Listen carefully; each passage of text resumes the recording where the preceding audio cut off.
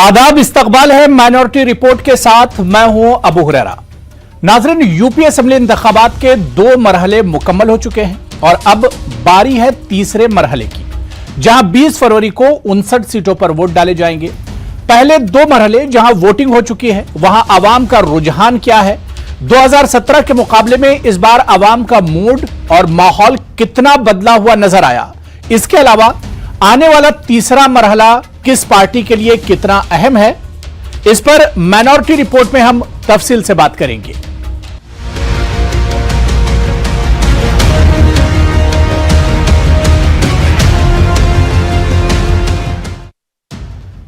UP assembly इंतखाबात के 2 मरहले मुकम्मल हो चुके हैं और अब बारी है तीसरे मरहले की, जहां 20 फरवरी को वोट डाले जाएंगे।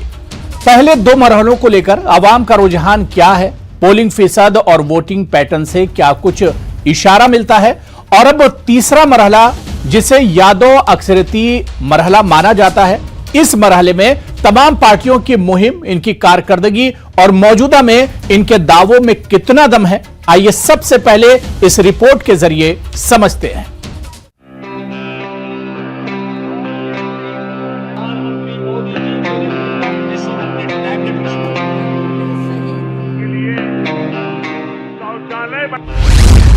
यूपी में अब तीसरे मरहले की बारी। आवाम किसके हक में करेंगे फैसला। मुस्लिम इलाकों के बाद यादव बेल्ट में अखिलेश का इम्तिहान। कौन मारेगा इस बार यूपी का मैदान। यूपी असेंबली इंतखाबात के 7 मरहलों में से 2 मरहले मुकम्मल हो चुके हैं। दूसरे मरहले में 9 अजला की 55 सीटों के लिए 14 फरवरी को वोट डाले गए। 55 असेंबली सीटों पर कुल 586 उम्मीदवारों की किस्मत वोटरों ने ईवीएम में कैद कर दी। इसके बाद कयास आराइयां शुरू हो गई हैं कि आखिर इन 2 मरहलों में हुई पोलिंग क्या नतीजा अखज किया जाए। खासतौर पर इसकी चर्चा ज्यादा हो रही है कि मुस्लिम अक्सरती इलाकों में वोटिंग का रुझान क्या रहा, यहाँ से किस पार्टी को कितनी सीटें मिलने की उम्मीद है, कितने वोट डाले गए। इस हवाले से वोटर्स के मिजाज का अंदाजा लगाया जा रहा है। ये अंदाजा लगाने की भी कोशिश की जा रही है कि अगर कम या ज्यादा वोट पड़े तो किस सीट से फायदा हो सकता है। इसके लिए जरूरी है कि हम गुज़िश्ता इंतखाब पर नजर डालें। 2017 के इंतखाबी नताइज देखें तो 14 फरवरी को जिन 55 सीटों पर वोटिंग हुई, वहां बीजेपी ने 38 सीटें जीती थीं, समाजवादी पार्टी ने 15 और कांग्रेस ने 2 सीटें जीती थी। लेकिन इस मर्तबा तस्वीर काफी बदल चुकी है। इस बार समाजवादी पार्टी के सदर अखिलेश यादव और राष्ट्रीय लोकदल के सदर जयंत चौधरी ने बीजेपी के 2017 की कामयाबी के तिलिस्म को तोड़ने के लिए इत्तेहाद किया। इसकी वजह रही 1 साल तक चलने वाली किसान तहरीक। इन दोनों पार्टियों के इत्तेहाद ने पूरे मगरबी यूपी की सियासी तस्वीर ही बदल दी। ये इत्तेहाद सियासी तौर पर तो मजबूत हुआ ही, फिरका परस्तों के हौसलों को भी पस्त कर दिया। पहले मरहले में जहां जयंत चौधरी ने मजबूती के साथ अपनी मौजूदगी का एहसास कराया, वहीं दूसरे मरहले में अखिलेश यादव ने अपना दावा मजबूत कर लिया। दूसरे मरहले में जहां पोलिंग हुई, वहां मुस्लिम वोटरों की तादाद काफी ज्यादा है। जिन 9 अजला में वोटिंग हुई, इनमें से 6 अजला में 40% से ज्यादा मुस्लिम आबादी है। सिर्फ रामपुर में ही 50% से ज्यादा मुस्लिम आबादी है, जबकि मुरादाबाद और संभल में 47%, बिजनौर में 43% से ज्यादा मुसलमान हैं। वहीं सहारनपुर में 41% और अमरोहा में 40% से ज्यादा मुस्लिम आबादी है। पहले मरहले की अगर बात करें तो इस मरहले में 62.08% पोलिंग रिकॉर्ड की गई। कैराना में सबसे ज्यादा 75.12% वोट डाले गए, जबकि सबसे कम 45% साहिबाबाद में वोट पड़े। जमीनी सतह से मौसूल इत्तलात के मुताबिक मुस्लिम वोटों के तकसीम को रोकने के मकसद से मुस्लिम इलाकों में असदुद्दीन ओवैसी की MIM को भी वोटर्स ने खास तवज्जो नहीं दी। तज्जियाकार कहते हैं कि गुज़िश्ता असेंबली इंतखाबात से इस बार हालात काफी बदल गए हैं। पिछली बार BSP को वही मुस्लिम वोट मिले थे जहां उम्मीदवार भी मुस्लिम थे। वहीं बीजेपी ने जाट और गुर्जर वोट भी बड़ी तादाद में हासिल किए थे। इस बार SP और RLD के एक साथ मैदान में आने से इस बात का कवी इम्कान है कि मुस्लिम वोट SP और RLD के उम्मीदवारों को ही जाएगा। जाट और गुर्जर वोटर किसानों की तहरीक, गन्ना जैसे मसाइल पर बीजेपी से नाराज नजर आ रहे थे। इसका उन्होंने खुलकर इजहार भी किया, इसलिए वो SP और RLD के साथ जा सकते हैं। इसी नुक्ते नजर से माना जा रहा है कि इन सीटों पर ज्यादा वोटिंग बीजेपी के लिए नुकसानदेह साबित हो सकती है। अगर वोटिंग के रिवायती अंदाज को समझा जाए तो मुस्लिम अक्सरियती बूथों में ज्यादा वोटिंग से सीधा बीजेपी को नुकसान होगा और इसका बराह रास्त फायदा एसपी और आरएलडी को होगा। ताहम बीजेपी ने पोलराइजेशन की भरपूर कोशिश की। यहां तक कि बीजेपी की आला क़यादत योगी आदित्यनाथ के साथ नरेंद्र मोदी और अमित शाह ने भी अपने बयानात और तकरीरों को हिंदू मुस्लिम तक ही महदूद रखा। इसके बावजूद ऐसा नजर आ रहा है कि बीजेपी अपने राष्ट्रवाद के नाम पर हिंदू वोटों को मुत्तहिद करने में नाकाम रही। अब 20 तारीख को 16 जिलों के 59 असेंबली हलकों में तीसरे मरहले के तहत वोट डाले जाएंगे। इनमें 15 सीटें दर्जे फहरिस्त जातों के लिए मखसूस हैं। उत्तर प्रदेश असेंबली इंतखाबात के पहले 2 मरहलों में 113 सीटों पर वोटिंग खत्म हो गई है। पहले मरहले में जहां जाट अक्सरियती इलाका यानी जाट लैंड की सीटों पर पोलिंग का अमल मुकम्मल हुआ, वहीं दूसरे मरहले में मुस्लिम अक्सरियती इलाके में वोटिंग हुई। अब तीसरे मरहले में वस्ती यूपी और बुंदेलखंड इलाके की यादव अक्सरियती यानी यादव बेल्ट में 59 सीटों पर सियासी जमातों ने जमकर मेहनत की है। अगर ये मरहला समाजवादी पार्टी के सरबराह अखिलेश यादव के लिए इक़्तिदार में वापसी के लिए अहम तरीन है, तो बीजेपी के लिए भी इसे इंतहाई अहम करार दिया जा रहा है। तीसरे मरहले में 16 अजला की 59 सीटों के लिए कुल 627 उम्मीदवार मैदान में हैं, जहां 20 फरवरी को वोटिंग होनी है। साल 2022 के उत्तर प्रदेश असेंबली इंतखाबात के तीसरे मरहले में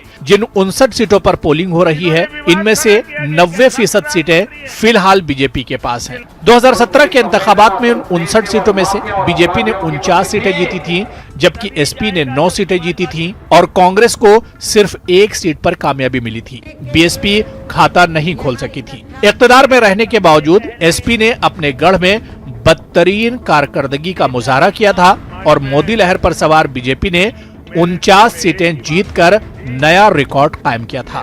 यह गुज़िश्ता 3 दहाइयों में किसी भी पार्टी की इस मरहले में सबसे बड़ी फतेह थी। तीसरे मरहले में जहां बीजेपी के लिए अपनी सीटें बचाने का चैलेंज है, वहीं एसपी और बीएसपी की साख दांव पर लगी हुई है। गुज़िश्ता इंतखाबी नताइज के पेश नजर एसपी सरबराह अखिलेश यादव खुद तीसरे मरहले में किस्मत आजमाने के लिए मैनपुरी जिले की करहल सीट से इंतखाब लड़ रहे हैं और इनके चचा शिवपाल यादव इटावा की जसवंत नगर सीट से मैदान में हैं। तीसरे मरहले में सिर्फ अखिलेश यादव और शिवपाल यादव ही नहीं, बल्कि योगी हुकूमत के कई तजुर्बेकार वुज़रा की साख भी दांव पर लगी हुई है। Bureau report, news 18 Urdu. तो यूपी असेंबली इंतखाबात के 2 मरहले मुकम्मल हो चुके हैं। इन 2 मरहलों से क्या कुछ इशारा मिलता है, वोटिंग फीसद क्या कुछ कहता है, आवाम का रुझान क्या कुछ इन दोनों मरहलों में रहा, और इसके अलावा अब आने वाला तीसरा मरहला जो 20 फरवरी को जिसके लिए वोटिंग होगी, कितना अहम है सियासी पार्टियों के लिए।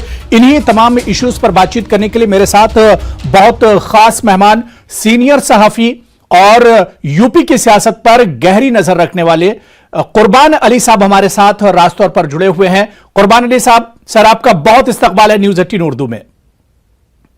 बहुत शुक्रिया। सर, 2 मरहले यूपी असेंबली इंतखाबात के मुकम्मल हो चुके हैं और अब 20 फरवरी को तीसरा मरहला होने वाला है। सर, तीसरे मरहले से पहले अगर पिछले 2 मरहलों की हम बात करें, 2 मरहलों का जो वोटिंग पैटर्न है, वोटिंग फीसद है, आवाम का जो रुझान है, इन्हें देखकर आप क्या कुछ कहते हैं? सर, आपका तजुर्बा क्या कुछ कहता है?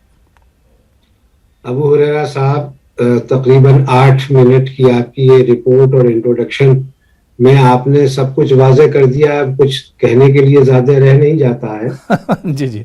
मगर जो आप ये बातें कही जा रही हैं, मैं बहुत अदब के साथ और एहतराम के साथ उससे इत्तफाक नहीं रखता। अब जब आप बात कहते हैं कि जाट अक्सरियत या मुस्लिम अक्सरियत, तो ये फ्रेज भी सही नहीं है। देखिए, जाट की कुल आबादी यूपी में 18% है जी, और मुसलमान की 19 से 20% टोटल। कुछ कंस्टिट्यूंसियां ऐसी हैं, जैसे आपने रामपुर का जिक्र किया, कि जहां 50% मुसलमान है, तो उसे अक्सरियत हम शायद कहना सही नहीं होगा जी। अब ये जो 113 सीटों के लिए पोलिंग हुआ है 2 मरहलों में, पहले और दूसरे में, उसके बाद मीडिया रिपोर्ट्स ये कह रही हैं और कुछ सियासी तज्जियाकार कि बीजेपी को इसमें बड़ा नुकसान हुआ है। इसमें कोई गलत बात नहीं है, ये सही बात है, क्योंकि पहले मरहले में 58 में से 53 सीटें बीजेपी के पास थी और 55 में से करीब 50 सीटें बीजेपी के पास थी। तो उस लिहाज से अगर उसने 50% सीटें भी अपनी उसकी मतलब वो जा रही हैं तो बज़ाहिर तौर पे एक वो बड़ा नुकसान लगता है जी। लेकिन इस नुकसान की भरपाई वो अगले मरहलों में भी कर सकते हैं, इस बात को भी नजरअंदाज नहीं किया जा सकता। इसलिए सिर्फ इन 2 मरहलों पर यह नतीजा निकाल लेना कि बीजेपी हार रही है, मैं इससे इत्तेफाक नहीं करता। जो ये सेफोलॉजिस्ट हैं उनसे मेरी बात हो रही थी, उनका कहना यह था कि 2014 से सबसे ज्यादा ऑल टाइम लो बीजेपी अगर कहीं उसके वोट में गिरावट आई है तो वो छत्तीसगढ़ था, जहां 8.5% वोट उसका कम हुआ और वो सीधे मुकाबले में आउट ऑफ पावर हो गई और कांग्रेस ने वहां अक्सरियत के साथ हुकूमत बना ली। लेकिन यूपी में अगर उसे हुकूमत से बाहर होना है तो उसे 13-14% वोट अपना गंवाना पड़ेगा, जिसकी कोई उम्मीद नजर नहीं आती। ये तो एक चीज रही। दूसरी चीज बात ये कही जा रही थी कि ये बाइपोलर मुकाबला है, यानी बीजेपी का गठबंधन से मुकाबला है, तो इसमें जो बीएसपी और कांग्रेस है उसको नजरअंदाज नहीं करना चाहिए। बिल्कुल, बीएसपी का 15 से 20% वोट है, वो हमेशा रहता आया है। 15% कम से कम होता है, 20 ज्यादा से ज्यादा होता है, और 2007 में जब उसने हुकूमत बनाई थी तो वो 30% तक पहुंच गया था। दूसरी तरफ कांग्रेस पार्टी जिसका 7% वोट पिछले इलेक्शन में था, उम्मीद ये है कि वो उसमें इजाफा करेगी, 10% या उससे ज्यादा हो सकती है। और इसके अलावा आपकी रिपोर्ट में ओवैसी साहब का भी जिक्र किया गया, तो ओवैसी साहब कहीं शायद इलेक्शन ना जीत पाए, खाता ना खोल पाए, लेकिन 2-2, 4-4 हजार वोट भी अगर जहां वो उन्हें मिलेंगे तो वो उसका फायदा सीधे तौर पे बीजेपी को और नुकसान गठबंधन को होगा। तो अभी तक मुझे ये लग रहा है कि 60 और 40 का रेशो इन पहले 2 मरहलों में नजर आता है जी। लेकिन बहुत मुझे नेक टू नेक लगता है, और ये कॉन्स्टिट्यूंसी टू कॉन्स्टिट्यूंसी वाइज है। जाटों ने एक तरफा तौर पर वोट दे दिया हो गठबंधन को, ऐसा भी नहीं है। बिल्कुल, मेरी इत्तला है 60% से ज्यादा नहीं दिया है, और जो 40% बीजेपी को गया है उसमें बड़ी तादाद उनकी खवातीन और नौजवानों की है। दूसरी जानिब मुसलमान के बारे में आप ये कह सकते हैं कि उसने तकरीबन एक तरफा तौर पर गठबंधन को वोट दिया है और इसे 80-90% आसानी से माना जा सकता है। लेकिन जहां जहां बीएसपी या कांग्रेस के मजबूत मुस्लिम उम्मीदवार थे, वहां कुछ रुझान मुसलमानों का उनकी तरफ भी देखा गया है। बिल्कुल, कुर्बान अली साहब, बहुत अच्छी बात आपने कही कि मुकाबला एकतरफा नहीं है, बल्कि अभी बहुत सी चीजें हैं जिसके बारे में 10 मार्च को ही हमें असली तस्वीर पता चलेगी। लेकिन सर, किसान तहरीक की अगर हम बात करें, पिछले दिनों जो एक लंबी किसान तहरीक चली, 600 से ज्यादा किसानों की जिसमें जान चली गई, इसे एक बड़ा फैक्टर माना जाए। और इसके अलावा बाकी जो 5 मरहले सर बचे हैं, इसे किस तरह से देखा जाए? क्योंकि आने वाला तीसरा मरहला कहा जाता है कि यादव बेल्ट में है और ये समाजवादी पार्टी के लिए बहुत इंपॉर्टेंट है। हालांकि 2017 में यहां पर समाजवादी पार्टी की हवा खिसक गई थी। देखिए, जो ये वेस्टर्न यूपी का इलाका है जहां पहले 2 राउंड हुए हैं जी, ये ट्रेडिशनली चौधरी चरण सिंह का इलाका कहा जाता था। 67 में जब वो कांग्रेस से अलग हुए थे और उन्होंने अपनी लोकदल जमात बनाई थी, पहले भारतीय क्रांति दल फिर भारतीय लोकदल, तो उसमें ये जाट मुसलमान का कॉम्बिनेशन था, जिसको बिहार में MY कॉम्बिनेशन कहा जाता है, या यूपी के भी कुछ जिला में सोशलिस्ट ये समाजवादी पार्टी के लिए वो MY कॉम्बिनेशन कहा जाता है। लेकिन यहाँ ये याद रखना चाहिए कि 2014, 2017 और 2019 में जाट पूरी तरीके से बीजेपी के साथ था, और उस इलेक्शन में अजीत सिंह और उनके बेटे को भी हार का सामना करना पड़ा था। बिल्कुल। दूसरी चीज ये है कि इनके अलावा भी दूसरी कम्युनिटीज रहती हैं। हम लोग किसान आंदोलन को सिर्फ जाट का आंदोलन समझ लेते हैं, और उसमें भी जैसा मैंने अर्ज किया कि जाट एक तरफा तौर पर नहीं गया। 60-65% से ज्यादा जाट के कहीं भी गठबंधन को जाने की इत्तला नहीं मिल रही है।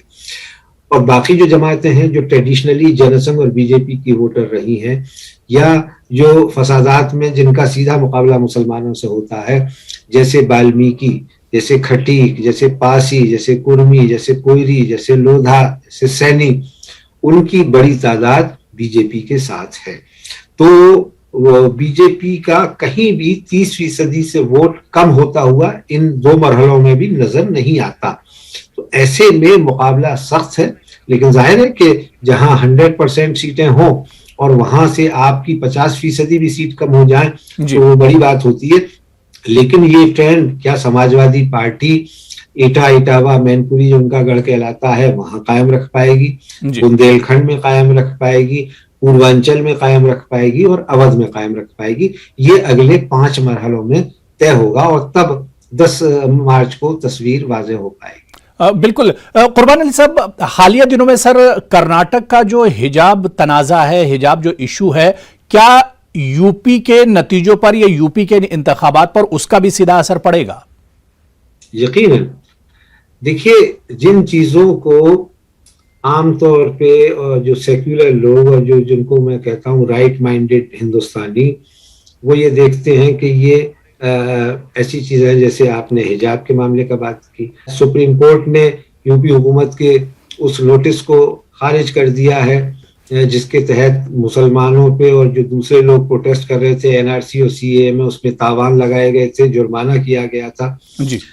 तो ये पॉजिटिव चीजें होनी चाहिए और इससे नुकसान होना चाहिए, लेकिन उनका जो 2014 के बाद से लगातार एक मेजोरिटेरियन कम्युनल एजेंडा है, उसमें ये चीजें उनके हक में जाती हैं और उन्हें हिंदू साइकी को अपील करने के लिए कि देखिए साहब, हमने तो इन आतंकवादी और देशद्रोहियों के लिए कानून बनाया था, सुप्रीम कोर्ट ने रद्द कर दिया, हमारे हाथ बांध दिए, या ये देखिए ये लोग हिजाब के लिए किस कदर शोर शराबा कर रहे हैं, हिजाब का मतलब कि मुसलमानों की हुकूमत।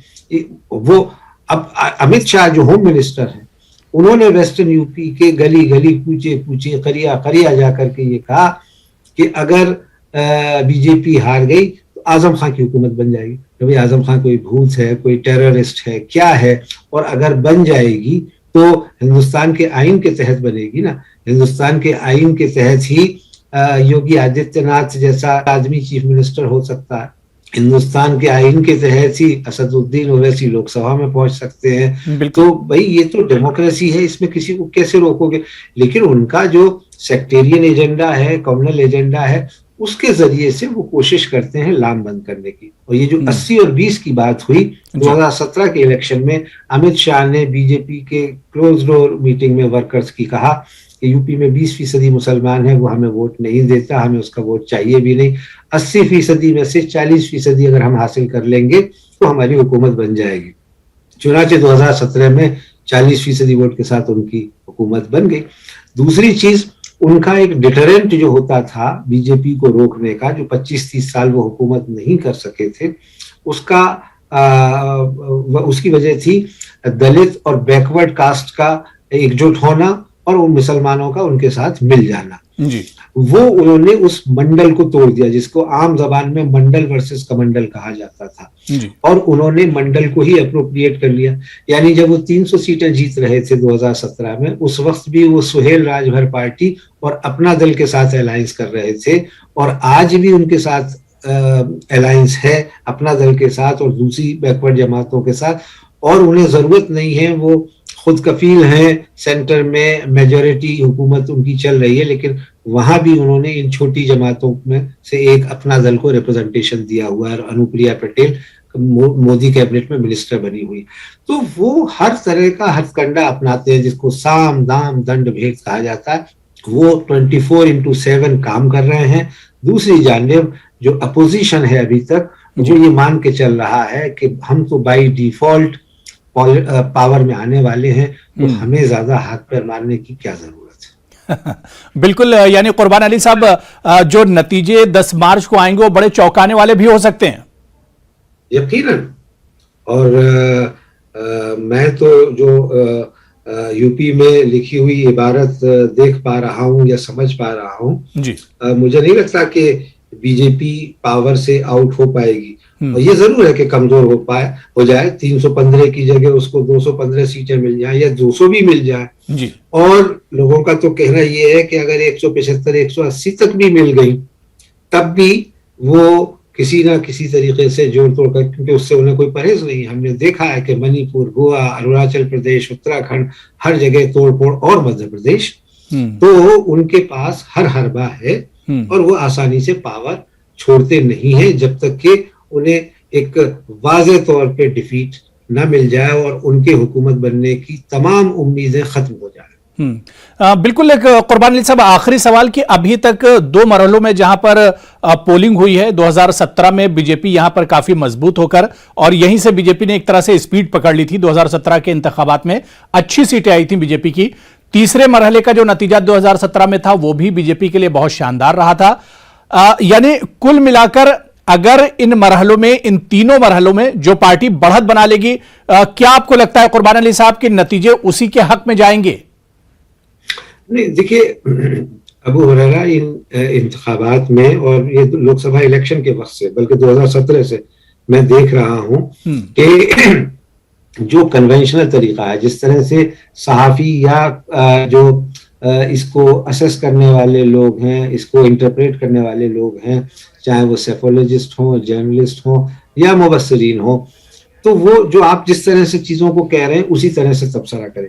लेकिन आप जो पहले 2 मरहले की जहां पोलिंग हुई है वहां पे जो इंडिपेंडेंट जर्नलिस्ट फील्ड में गए हैं जी, और उनके वीडियोस आप देखिए, उनके ऊपर किसी तरह का कोई इल्जाम नहीं लग सकता, उन पर, उनकी जानिबदारी पर कोई सवाल नहीं उठाया जा सकता। उसमें वो 10-10 मिनट तक लोगों से बात करते हैं और वो लोग कहते हैं कि बेरोजगारी है, महंगाई है, लॉ एंड ऑर्डर नहीं है, फलाना है, धमाका है, और आखिर में जब उनसे पूछा जाता है कि वोट किसे दोगे, तो वो बड़ी मासूमियत से कहते हैं वोट तो हम मोदी योगी को ही थे। गंगा में लाशें बह गई, इससे ज्यादा एंटी इनकम्बेंसी हो नहीं सकती।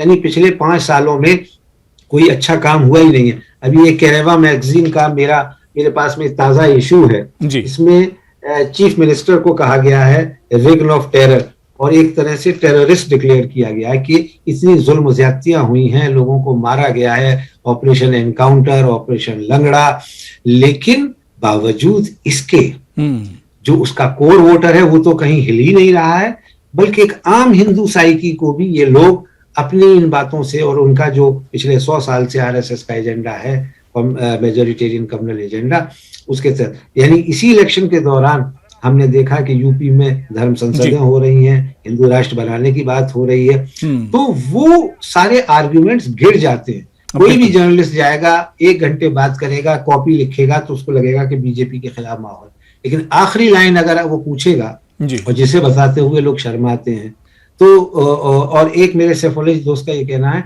कि यूपी में बीजेपी का वोटर साइलेंट वोटर है, उसी तरह से जैसे ममता का वोटर बंगाल में साइलेंट था। बीजेपी वहां शोर शराबा कर रही थी, यहाँ गठबंधन का शोर शराबा ज्यादा नजर आ रहा है, लेकिन बीजेपी बहुत साइलेंटली अपना काम कर रही है। बिल्कुल, यानी जो नतीजे होंगे वो बहुत चौंकाने वाले हो सकते हैं, क्योंकि 2 मरहलों में तो तस्वीर बहुत हद तक साफ नहीं है कुर्बान अली साहब। अब तीसरा मरहला और उसके बाद 7 मरहलों तक जाते जाते क्या कुछ तस्वीर बनेगी, और ये तस्वीर 10 मार्च को जब नतीजे आएंगे तो क्या कुछ होगी।